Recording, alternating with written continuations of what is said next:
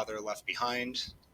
This is my intro video talking about kind of just introducing the topic of the divorce I just went through and how it really affected me and my children specifically, and the kind of atrocious way fathers are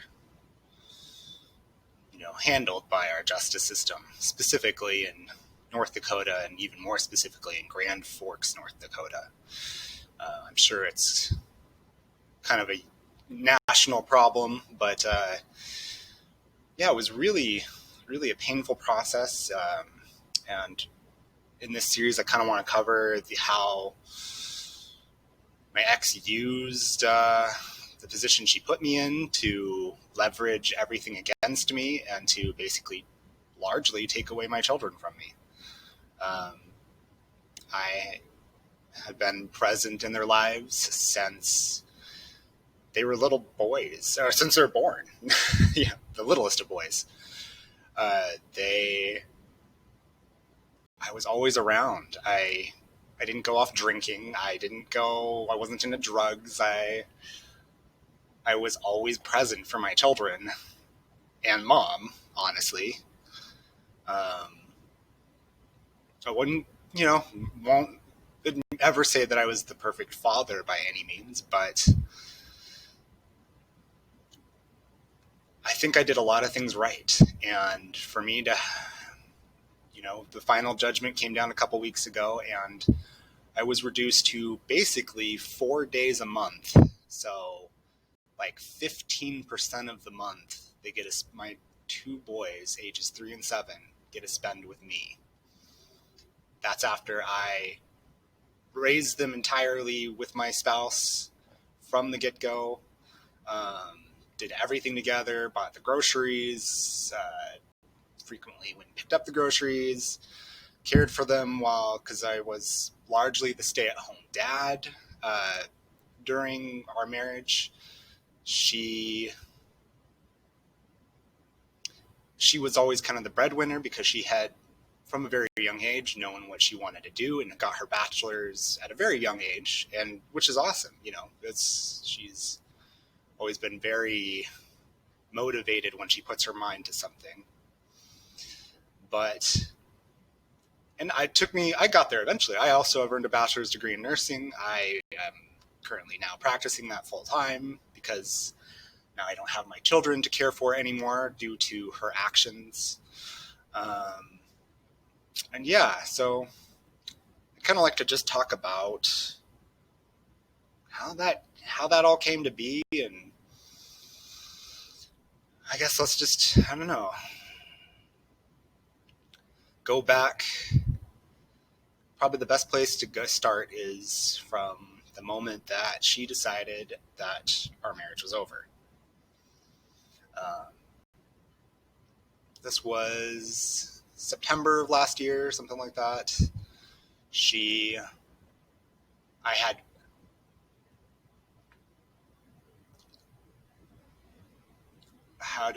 So we had been traveling together. We were traveling professionals. She's a more niche role. I am a nurse, and she's also a hospital, but something more specific. We would travel for her job because she's very difficult to place. And I would then try and find work after we knew where she was going. Sometimes it worked out really quickly, where I would get a job quickly, just almost immediately, and start also making money.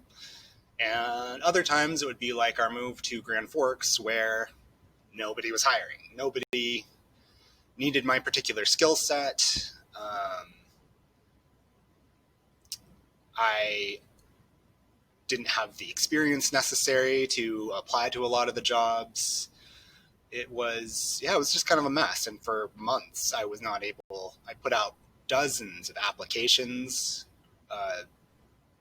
traveled around town multiple times to talk to different businesses, drop off resume in person. I was not able to get a job for a while. Finally did, after about 4 or 5 months of just basically being home all the time. And for a while, that's okay. But after a month or two, being home all the time is just a huge drag. And so I was kind of depressed, kind of stuck. But the moment I found a job, I was talking with her. I was like, "Oh, this is so exciting. We're finally start making some good headway on our finances again." And then one day she was doing some weird things where she was staying up late, and we were kind of watching random shows, and she was acting different, but I thought she was just maybe concerned about something, or I just had no idea what was going on with her. Maybe she was just I thought she was just wanting to maybe hang out a little more with me. We watched a couple series together throughout that week or two. And then one night she was, got in kind of an argument because I was still having a hard time. And she talked about a relationship, and she asked if I wanted an open relationship still, like something that we had talked about before. And I said no, that I felt like our marriage was just kind of, struggling a little bit, and that I just wanted to be closer to her. And yeah, so got to the end of the argument. I thought we'd kind of found a resolution. And the next morning she woke up and came to me and she was like, I just want to be done. I don't want to do this anymore. Caught me totally off guard. I had no idea that that's what she had been contemplating, that she was wanting to just end our marriage and our family. And I couldn't believe it. It was like, she's been prone to outbursts and just random emotional swings throughout our marriage. And so I was just like, kind of was taking it with a grain of salt, like, okay, really? Like, should never say that, it was something that I thought we had agreed that we'd never just even joke about. And then all of a sudden she was saying, yeah, I want to be done. Or initially it was, I want to take a break. She goes off to work, comes back later that day, and it's already changed from I want a break to just I want a divorce. I'm asked, I plead with her to do any sort of counseling, that I didn't know that she was feeling so despondent, that I want to just work on things, and it never happened. She totally and completely checked out from that point forward. And it was devastating. It was horrible having the person that I trusted most in the world to always be there and to always work through things, who I had 2 children with, who we were traveling together with, who I'd gone to just the middle of nowhere with, all of a sudden say that they wanted to be done. And things were semi-cordial at first. She threw me out of the master bedroom, put a lock on the master bedroom, and locked it every time she left the apartment. She bought a safe that she was keeping something inside of the locked master bedroom. For the next roughly month, I pleaded on and off to work things out. Going back and forth between trying to give her some space and trying to just figure out anything I could do to rectify the situation. And for a little while, it was semi-cordial. We only had one car, and we were sharing the car at that time. I was sometimes dropping them off now. and still picking up the groceries, and yeah, it went downhill because, yeah, she'd made her mind up. At that point, I was just begging for something that she had already decided um, against, even though again, had no idea that she was even leaning that way. And about a month in, I had a really crappy morning, went to drop them off. And was just very tearful, very sad that she wouldn't even try. And I was trying to understand why she wouldn't try to do anything to save our family. And she was just angry, and she just was basically just violent tempered towards me, and it made me just very emotional. I was kind of rigid while I was driving the car, but never was in any danger. I've always been a good driver. I've never had a citation of any sort. But that, and then coupled with the fact that throughout this whole process of losing my family and realizing the damage that she was going to do if she went through with this, I was in despair.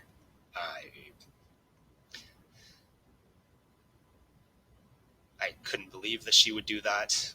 I had nobody to turn to. I had, just barely been hired for a job when she decided this. Hadn't even started, so I still didn't know anybody. And I was home all the time. And I'm not saying that's a healthy way, and I now I know better but at the time it's just there was nothing. I had no support system. Everybody in my family was taken back by this. It was just, and I had an emotional crisis. I was just in despair that this person would do this and not even try, not work with me. So I let her know that I had gone into an emotional crisis at this point. And that, coupled with the next morning's drive, she would then go on to basically use the emotional crisis that she put me in against me from that moment forward.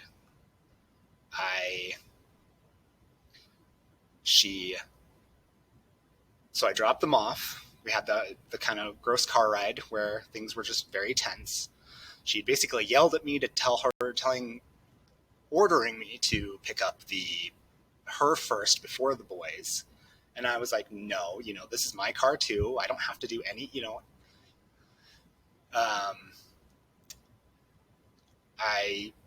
So because I didn't do exactly what she said, she basically called social services on me and said that I was being a danger to her and the children, even though I've never hurt any of them ever in our entire marriage.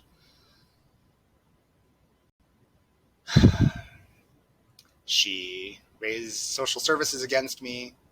The way she described it, they told her to get out of there swiftly and basically hide, or at least that's what she took away from them.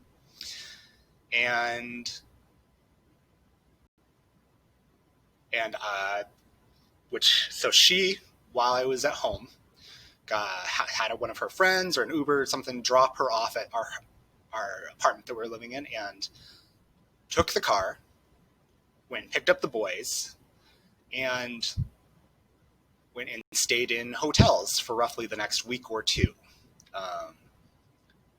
Totally fleeing the home, abandoning me in our 3-bedroom apartment.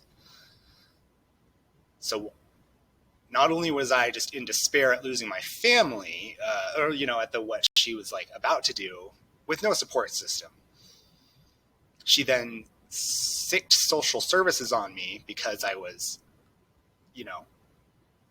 sad, because I was at the worst, the lowest I've ever been in my life. And yeah, use that basically as a springboard to just leverage everything in the, whole justice system against me from that moment forward.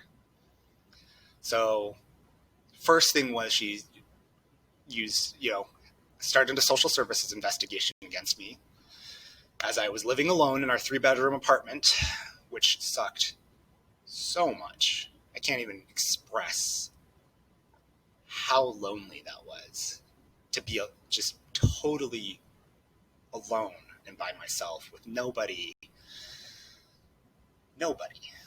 especially my children, who at least I would see, spend time with every day. It was a horrible experience. She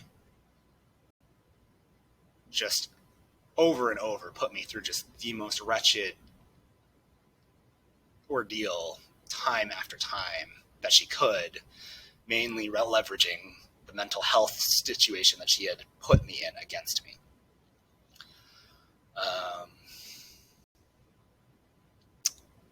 Continued to have, just being a very dark time in my life.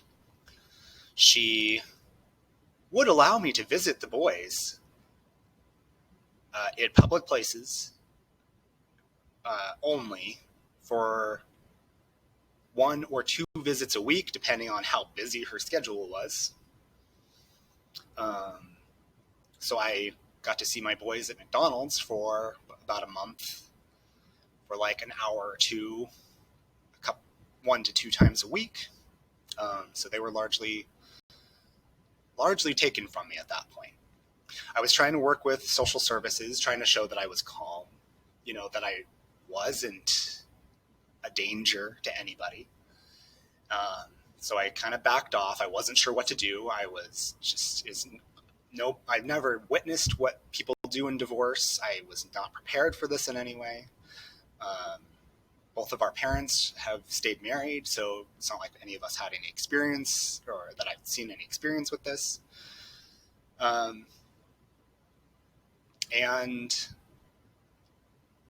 so that lasted for about a month and a half, where I was being investigated, where they would come out, they were interviewing people. Ultimately, they found that the boys were fine, that the living situation that I was maintaining in the 3-bedroom apartment that she had left me in was fine, that I was going to take care of the boys. And yeah, it was gross. It was kind of, to me, it just feels disgusting the way she treated me, the way that she used the system against me. Especially after just describing one incident of a car ride where nothing happened. And that was basically the springboard for everything that would follow after. She would use that in interim order to basically show that I'm a danger still, even though social services had found nothing wrong with me. She would use that in our divorce to just show that I'm unstable. She always, from just that moment on, used my mental health against me as the biggest battering ram, as the biggest missile she has in her arsenal to remove me from my children's lives due to the situation that she put me in.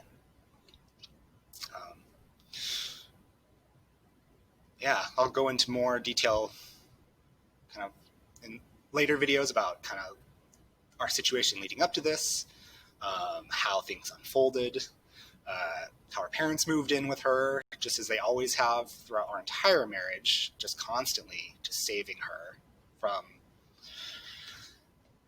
herself, basically, and how that apparently shows the justice system that she's a more stable parent because her parents can go and help her anytime that they want. So, yeah, hope this helps. Like and subscribe. for more information. See you in the next one.